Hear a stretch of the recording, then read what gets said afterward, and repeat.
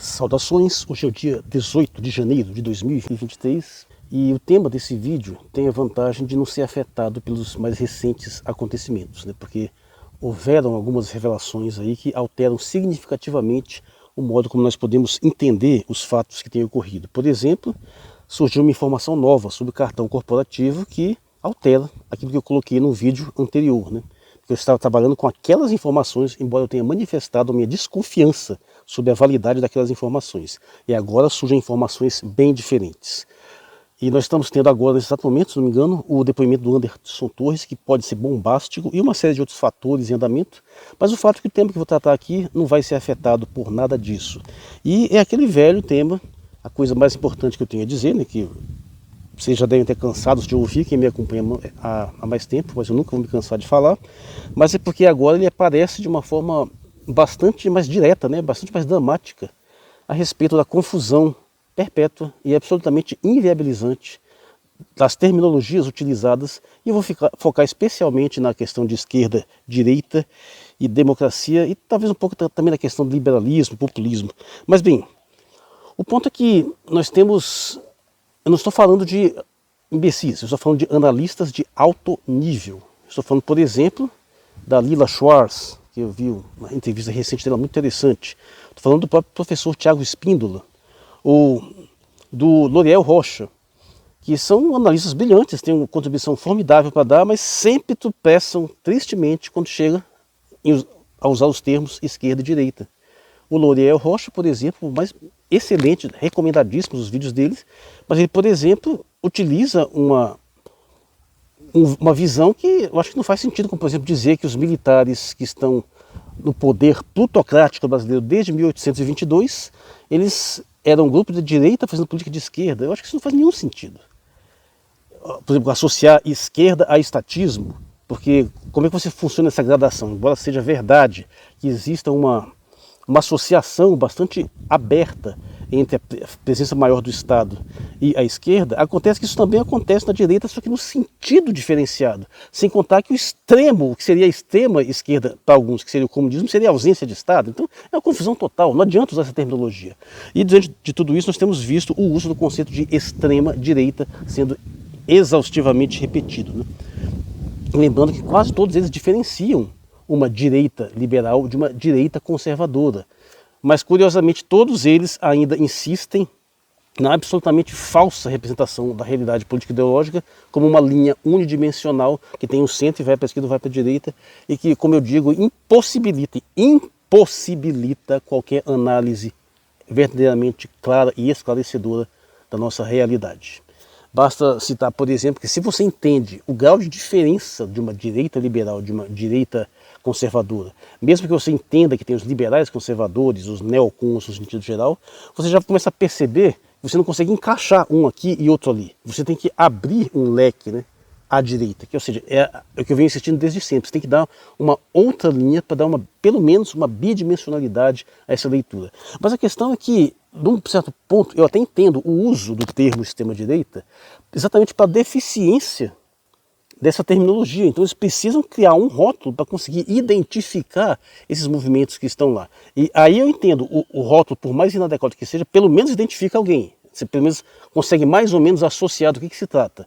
Só que não merece o título, esse termo de extrema e muito menos de direita, né? Por quê? Porque se você, recapitulando esses infindáveis vídeos que eu estou sempre publicando aí, né, que vou deixar vários linkados aqui, essa visão é tão fajuta que quando você chega no extremo, você começa a ter que reconhecer que o extremo de um lado direito começa a se assemelhar ao extremo do lado esquerdo. Aí inventam até a tal da teoria da ferradura para tentar minimizar essa completa contradição. Até que chega um ponto que nada mais faz sentido, porque no final das contas você vai perceber que no final das contas é um círculo, e se é um círculo, você não pode ficar preso numa navegação unidimensional nessa linha, e que faz mais sentido dividir logo de uma forma mais ampla, né, como eu tenho feito regularmente. Mas o que seria, que eles estão querendo dizer dessa extrema-direita? Primeiro, já estão fazendo uma terrível associação com, por exemplo, a extrema-direita de meados do século XX, que é aquela que está claramente associada ao nazismo e ao fascismo. E aí eu retomo o problema de por que é absolutamente desastroso chamar o bolsonarismo de fascismo, né? Porque ele tem quase que em alguns aspectos tem muitas similaridades, claro, tem algumas paródias, tem algumas simulações, mas em aspectos absolutamente cruciais ele é completamente oposto, porque os regimes nazistas e fascistas, você não pode negar o fato de que eles eram nacionalistas e defendiam o patrimônio histórico, cultural, econômico do seu próprio país de uma forma intransigente. E o bolsonarismo faz o contrário, ele entrega recursos naturais, ele entrega patrimônio do estrangeiro, ele destrói as bases da nossa cultura. E a confusão é tanta que cada dia eu vejo uma estupidez maior. Todo dia tem um maluco aí dizendo que o fascismo odeia a arte, meu Deus do céu. Mas sim, o fascismo, é claro que ele rejeita determinadas formas de arte, isso é inequívoco. Mas ele apegou a uma outra forma de arte. Esse viés, se a gente for pegar, por exemplo, o integralismo brasileiro, que seria um exemplo claro disso, que estariam chamando de extrema-direita naquele tempo, é exatamente o contrário. Ele tem uma ênfase muito grande na literatura brasileira, na arte brasileira, e assim também é o nazismo. É um resgate da arte clássica, é um resgate da arte das formas mais puras, mais figurativas, com um significado mais profundo. Então a pessoa está falando tanta besteira que é difícil piorar do jeito que está a situação. E o bolsonarismo é um governo absolutamente tosco, estúpido, boçal, ele não tem nenhuma sofisticação. E não é só o Bolsonaro, não.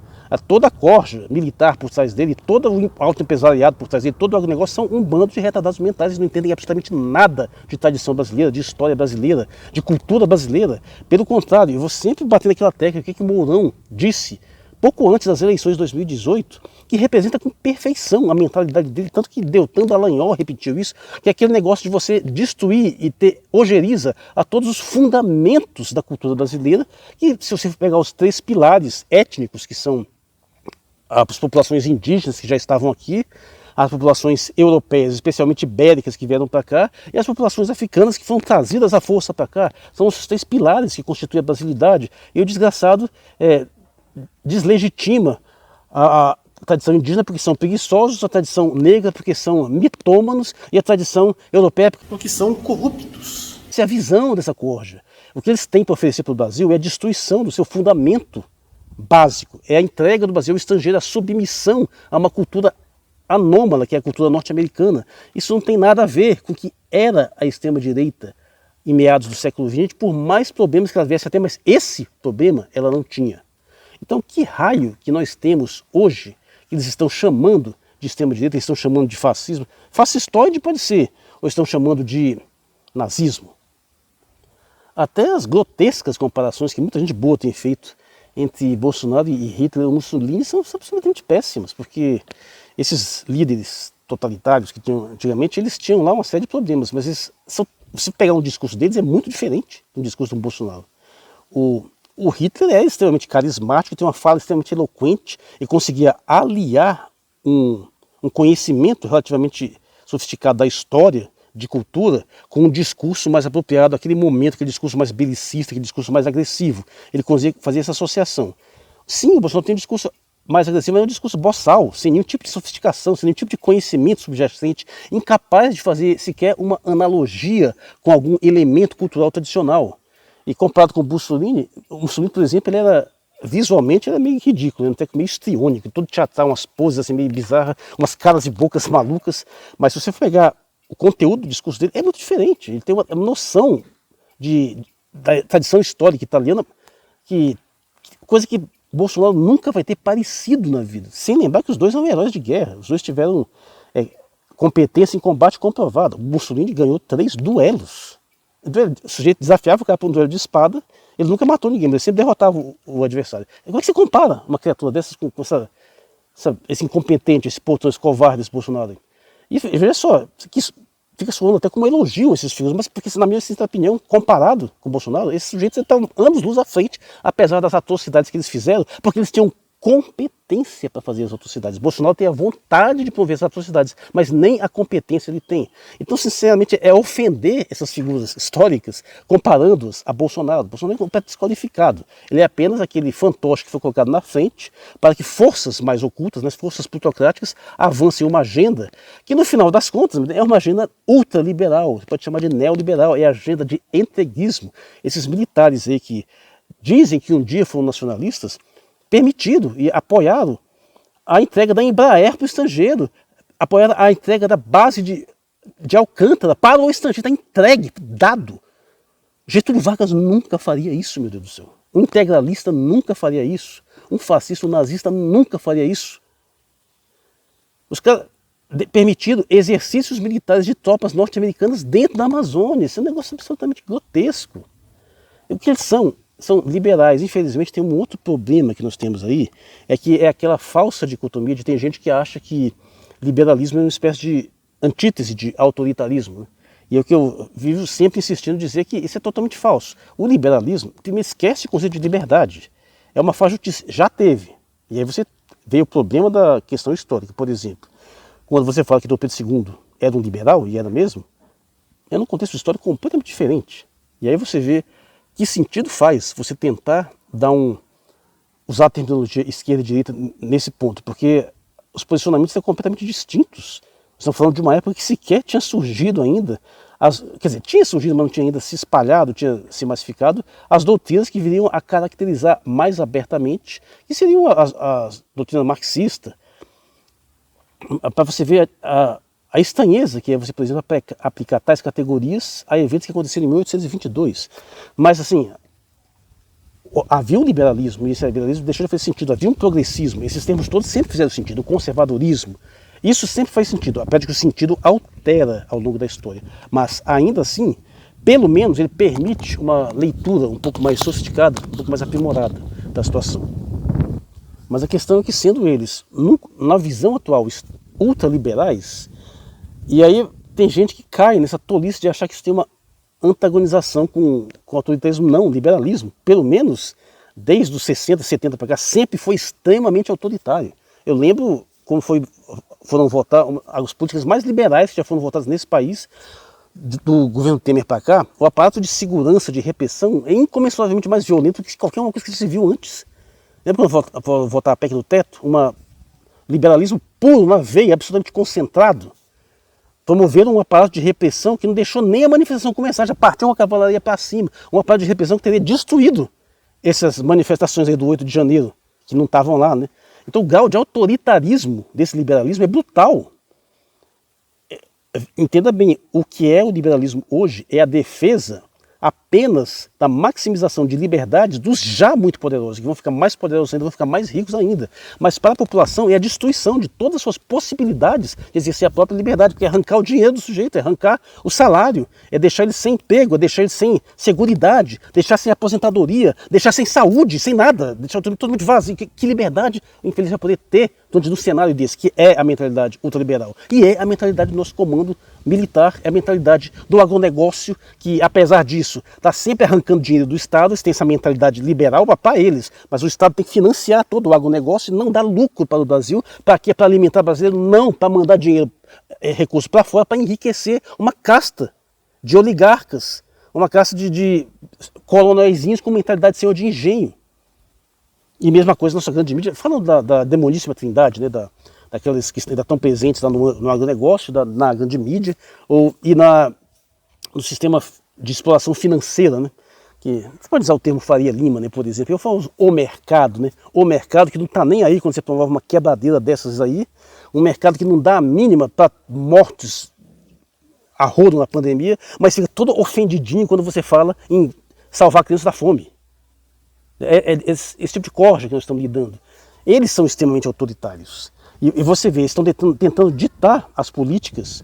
Por quê? Porque estão preocupados com o quê? Com nada além do próprio bolso. E para você fazer uma defesa do seu próprio interesse, a revelia contrária aos interesses da imensa maioria da população, para você ficar cada vez mais rico, arrancando o que tem o resto da população, você vai fazer isso pedindo favor? Não, você vai fazer isso sendo autoritário. Então é isso que tem que ficar claro. O governo, o projeto de poder de Bolsonaro é um projeto liberal em todos os sentidos, à exceção talvez de algumas estéticas que soam um pouco contraditórias e que mesmo assim nem são tantas, porque havia sim, por mais que você diga tudo que eu disse aqui, os governos fascistas e nazistas tinham sim uma aliança com o liberalismo, só que uma aliança bem diferenciada, bem mais restrita, porque afinal eles preservavam a propriedade privada dos meios de produção, né?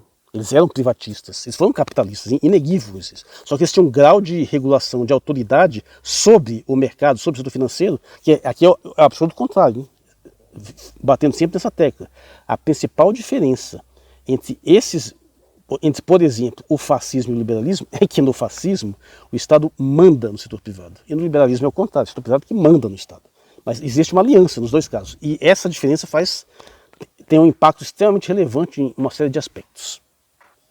E aí vem a grande questão, mas esse projeto bolsonarista é conservador? Não, não é conservador, é uma fraude. Ele usa o discurso conservador porque infelizmente já está cristalizada a demência neocon, né? Essa fusão entre duas coisas completamente contraditórias, que são o liberalismo e são o conservadorismo. São coisas que não se encaixam. Você tem que forçar um amálgama para gerar uma espécie de simulação de conciliação baseado em algumas ilusões aqui, outras ilusões ali, como por exemplo a ameaça comunista, né? Porque afinal isso cria uma breve aliança, porque afinal os projetos mais socialistas são antiliberais, com certeza, e em grandes aspectos são ou foram anticonservadores, apesar de ser uma característica contingente, porque projetos socialistas conservadores também tem por aí. Aliás, todos os que estão executados no mundo hoje são conservadores, muito mais do que qualquer país liberal. Mas o que acontece é que eles usam esse discurso e ao mesmo tempo que eles fingem proteger determinadas tradições culturais, eles as destroem sistematicamente. Aí você me diz, vamos voltar para as tradições culturais do país, que ser conservador é preservar tradições, né? Tradições culturais. E você pega e me empurra uma porcaria de uma religião alienígena, que é o neopentecostalismo, vindo lá dos Estados Unidos, que solapa toda a tradição indígena, toda a tradição africana e toda a tradição católica. Você subverte tudo. É uma loucura tão grande esse pentecostalismo, especialmente o neopentecostalismo, que você tem aí igreja que aprova casamento gay, a igreja que aprova aborto, para pedir Macedo é abortista. É tudo subvertido. Eles fingem colocar alguma coisa, mas aí você vê a cristalização no própria política do governo Bolsonaro. Veja só, o sujeito aprovou, fortaleceu a Lei Maria da Penha num nível que acho que nem o PT sonhava, e é o maior instrumento de destruição de família, como eu expliquei exaustivamente neste vídeo aqui, citando todas as legislações que foram aprovadas, explicando o que elas significam. Não tem nada que tenha afetado, que destrua mais a estrutura familiar brasileira do que isso, sem contar o fato do bolsonarismo em si ser disruptivo. Quantas famílias não estão nesse momento destruídas pelo bolsonarismo? Porque eles causam um racha interno tão violento que as pessoas não conseguem mais se entender. Os parentes começam a brigar, pai brigando com o filho, rompendo o contato. Quem é que não está tendo uma situação dessa na família? Isso é defender família, por acaso? E, com a questão da pátria, então nem se fala. O cara que aprova a entrega de todos os recursos e a destruição de toda a tradição do nosso país em favor de uma agenda estrangeira. Deus me livre, esse logo Deus, pátria e família, putz, é verdadeiramente atroz o que se faz, o que se fez nesses últimos anos de governo, especialmente. Mas o que fato é que não é um governo, não tem nada de conservador aí. Se você fosse ser conservador ou minimamente tradicionalista no sentido brasileiro, primeiro você tinha que fortalecer a identidade católica, meu Deus. Não é esse pentecostalismo estrangeiro aí, não. Isso que vem dos Estados Unidos como sempre. Assim como vem esse liberalismo dos Estados Unidos, tudo vem de lá. E os caras copiam e acham que isso é ser nacionalista, isso é ser patriota. Isso é ser imbecil apenas, ser traidor. O liberalismo hoje, que é o que caracteriza essa tão falada extrema-direita, que deveria ser chamada de extremo liberalismo, é a submissão do nosso país à agenda das plutocracias financistas. Ao mesmo tempo que eles fingem que lutam contra o globalismo, que eles falam de enfrentar o Fórum de Davos, o Fórum Econômico Mundial, de resistir ao ambientalismo, que sim são pautas liberais, são pautas globalistas, esses mesmos canalhas entregam todos os nossos recursos econômicos, todos os nossos recursos materiais na mão desse mesmo pessoal. O desgraçado desmonta toda a autonomia tecnológica e científica brasileira para entregar na mão dos mesmíssimos globalistas que eles fingem combater. E em vários aspectos esse fingimento é tão fajuto que nem você consegue disfarçar, né? Quando, por exemplo, o sujeito vai lá babar ovo de Elon Musk, que é um dos sujeitos os representantes maiores desse viés da elite bilionária mundial, um sujeito que põe em nome de robô para os filhos, um sujeito que não tem nenhum compromisso com qualquer pauta tradicionalista, mas que está falando em liberdade de expressão, que tem lá até uma questão aí que pode ser observada, mas que no final das contas é uma fraude completa. Um sujeito que chega no Twitter e demite logo de cara mais de 1000 pessoas. A gente tem que aguentar esses imbecis de nada, porque os bilionários geram emprego, não tem porcaria nenhuma. Mas o que precisa ficar claro é que a extrema-direita bolsonarista não tem nada a ver com essas extremas direitas históricas que nós tivemos ele é um ultraliberalismo, só que a corja na mídia nunca vai usar essa terminologia, porque eles também são liberais, eles continuam associados às mesmas pautas. É isso que tem que ser sempre apontado. Ainda que exista sim uma tensão notória entre a mídia hoje e o bolsonarismo, porque existe determinados viés de antagonismo aí, no fundo o que você tem é briga de quadrilha. É uma quadrilha, uma bandidagem midiática que está fortemente estabelecida no país, que não está se bicando com essa outra bandidagem. Então está havendo uma tensão. Quando eu falo na demoníssima trindade, elas não são harmônicas, não. Sabe? São um jogo de forças que estão sempre se tensionando, mas elas têm alianças pontuais e no final das contas seus interesses acabam convergindo. Mas elas têm tensões entre si.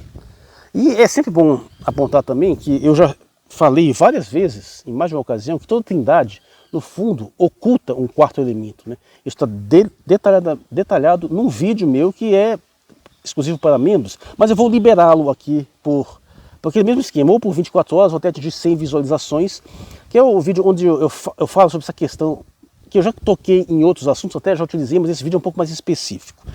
Então, que você tem, qual seria o quarto elemento oculto da demoníssima trindade, que, recapitulando, é aquela mentalidade ruralista latifundiária que está presente na maior parte do agronegócio, na grande mídia e no setor financeiro. Qual que é esse quarto elemento oculto? E aí que está um detalhe, o motivo pelo qual eu nunca toquei nesse assunto é que eu ainda tenho alguma dúvida de quem merece mesmo, mas eu estou fortemente inclinado a colocar essa estatocracia militar, né? Estatocracia, assim, literalmente, governos militares, né? Não no sentido de uma ditadura, mas governos que estão, de fato, mais institucionalmente associados ao governo. Mas também muita gente vai falar em sociedades secretas, vai falar em maçonaria, e maior parte desses militares são maçons, então isso gera uma certa confusão. Mas não tenha dúvida, esse quarto elemento oculto é o elemento que está fortemente associado a essa casta militar, possivelmente a maior parte da maçonaria que está ligado com os setores internacionais, porque os interesses destes militares não são os interesses brasileiros e também não são os interesses norte-americanos. É o interesse de uma casta oculta que perpassa tudo isso, que é a elite globalista, que pode até ter algumas divergências internas, mas no fundo todos eles querem submeter o Brasil ao mesmo tipo de mando de uma elite financeira que está evidentemente mancomunada com tudo isso e que, sobretudo, permanece plutocrática. Eles são agentes disso, por isso que é um quarto elemento oculto, embora tenha se revelado mais explicitamente nos últimos anos. Um adendo da mais alta importância é que, usando essa simplificação de extrema-direita, você acaba colocando como se fossem mais ou menos a mesma coisa, fenômenos de absurda diferença, como, por exemplo, Trump e Bolsonaro. Trump é totalmente diferente de Bolsonaro, apesar de algumas similaridades estéticas e algumas convergências, mas Trump não é liberal. Trump defendeu empresas norte-americanas. Trump impediu a retirada de parques industriais dos Estados Unidos para preservar empregos. Trump defendeu direitos trabalhistas. Ele conseguiu, por meio da sua política econômica, diminuir o desemprego e obter até uma certa popularidade com isso. Claro que fez um monte de outra porcaria, mas do ponto de vista da defesa dos interesses nacionais estratégicos dos Estados Unidos, ele foi perfeitamente coerente. Então, o que é Trump? Se Bolsonaro é um liberal escrachado, Trump é um nacionalista. É o contrário. Por isso que não dá para usar essa porcaria dessa terminologia extrema-direita para fenômenos totalmente divergentes. E se você for ver outros líderes que são considerados assim, como por exemplo Marine Le Pen, são coisas totalmente diferentes. Bolsonaro, entenda, é um extremo liberal.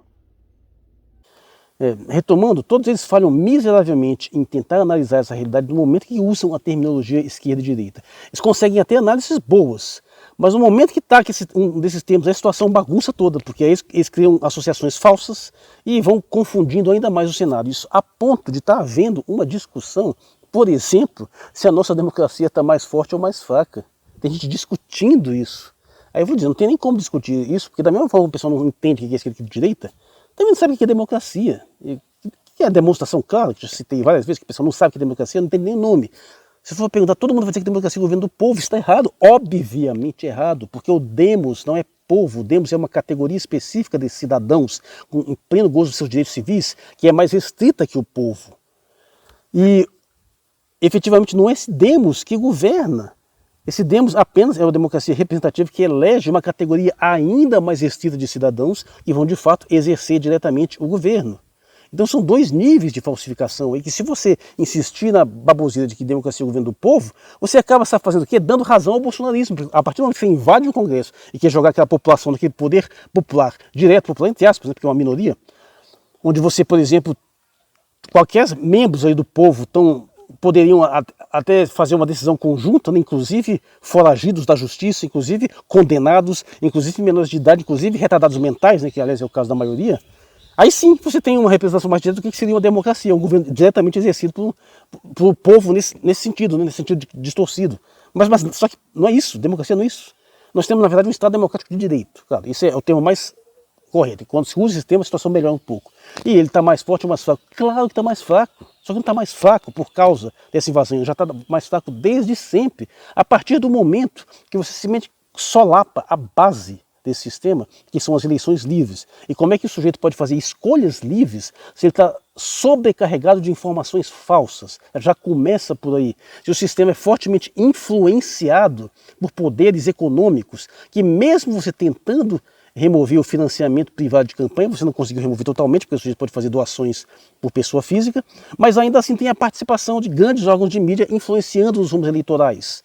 E quando você coloca lá dentro, você percebe que os parlamentares não estão lá para defender interesses de população, estão lá para defender interesses de lobista. Então isso tem sido assim há muito tempo, só que a situação piorou muito mais a partir do momento que entrou essa corja militar deliberadamente influenciando em todos os aspectos, invadindo, praticamente tomando de assalto o governo, como fizeram aí desde Temer, cheio de militar no governo para fazer merda, e que tomam decisões absolutamente à revelia do interesse popular.